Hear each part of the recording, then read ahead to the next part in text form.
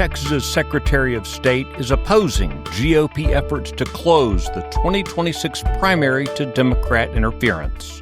This is Monday, November 3rd, 2025. Texas Scorecard presents the day's first news for the Lone Star State. The Texas Minute, with your host, Michael Quinn Sullivan. Welcome into Monday. Thanks for starting off your week with the Texas Minute. Dallas has been enforcing city ordinances in violation of the state constitution, while Houston is pushing forward on a multi-million-dollar homeless hub. Let's get into the news. Secretary of State Jane Nelson is officially opposing the Texas GOP's legal effort to keep Democrats from interfering in the Republican primary. The Republican Party is suing in federal court to force a change in the way party nominating contests are handled in the Lone Star State. Currently, Democrats can participate in the GOP's nominating contests without registering as Republicans, and vice versa. Already implemented in states like New York and Florida, closed primaries allow only registered Republican voters to select Republican nominees. Nelson is an appointee of Governor Greg Abbott.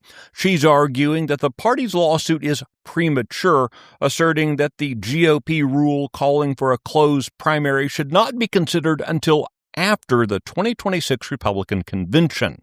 In her filing, Nelson said lawmakers should first have the opportunity to make the change legislatively. Of course, a measure to close the GOP primary was filed in 2025, but never given a hearing.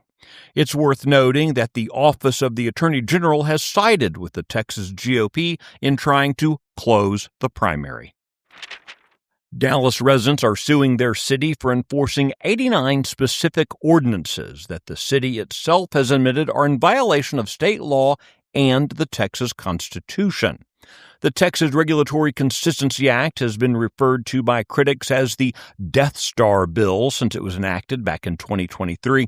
It's designed to rein in out-of-control local government and protect Texans from burdensome local regulations.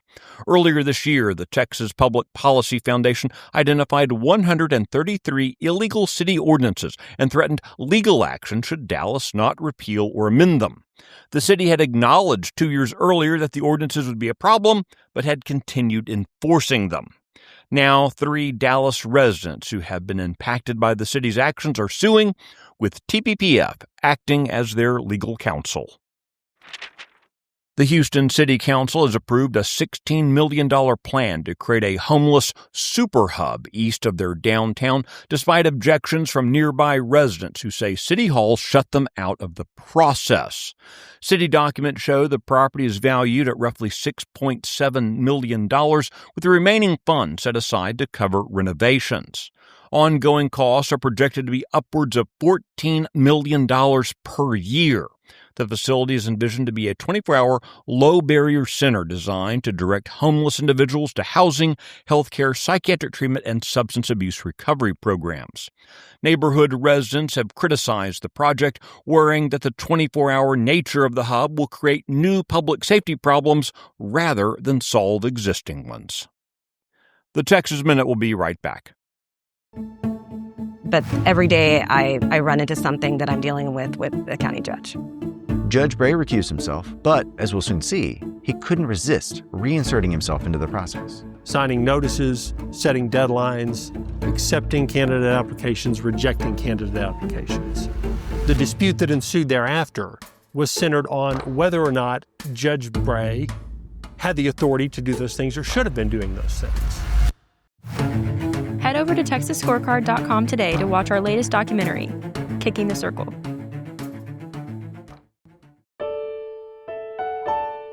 More families are now suing the Salina Independent School District in civil court, accusing the district of gross negligence for enabling a middle school coach's alleged illicit locker room recordings of student athletes while the boys were undressed and showering.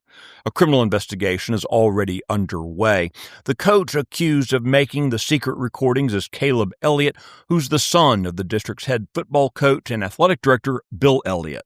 The lawsuit asserts that nepotism and willful blindness enabled the predatory behavior of the coach on 2 different campuses. The lawsuits allege the district was not only aware of Caleb Elliott's prior predation of young boys, but deliberately covered it up, possibly to protect the legacy of Salina ISD's famed football program. Families in the case are seeking relief under a new law designed to hold school districts accountable for failing to protect students from sexual predators by eliminating districts' sovereign immunity from civil liability in sex abuse cases. You can find details on all the stories mentioned today and keep up with the latest news by visiting TexasScorecard.com.